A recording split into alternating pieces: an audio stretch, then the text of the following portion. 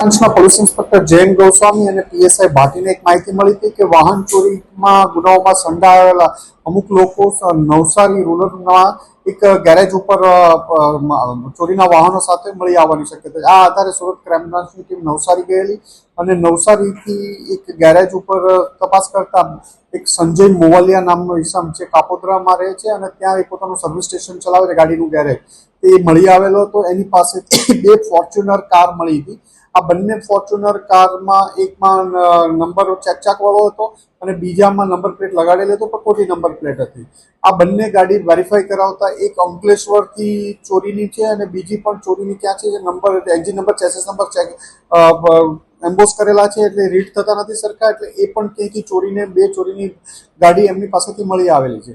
સંજય અને એનો ભાઈ અતુલ અગાઉ પણ ચોરીના વાહનો સાથે નંબર પ્લેટ અને એન્જિન નંબર ચેસિસ નંબરમાં ચેડા કરવાના ગુનાઓમાં પકડાઈ ચૂક્યા છે અને બંને ભાઈઓ રીઢા ગુનેગાર છે.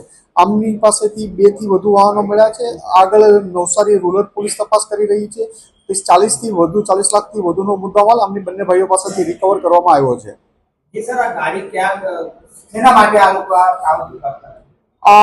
આ લોકો જે સ્ક્રેપમાં ગાડી ચોરી કરે, ગાડી ચોરી કરીને સ્ક્રેપમાં જે ગાડી ગયેલી હોય, આમનો જે હિસ્ટ્રી છે જૂનો, સ્ક્રેપમાં ગાડી ગઈ હોય એના એન્જિન નંબર ચેસિસ નંબર ચોરીની ગાડી ઉપર એમ્બોસ કરી દે અને એ નંબર ઉપર જે સ્ક્રેપવાળી ગાડીનો નંબર લગાડી અને ચોરીની ગાડી ફેરવે, વેચી આપે લોકોને.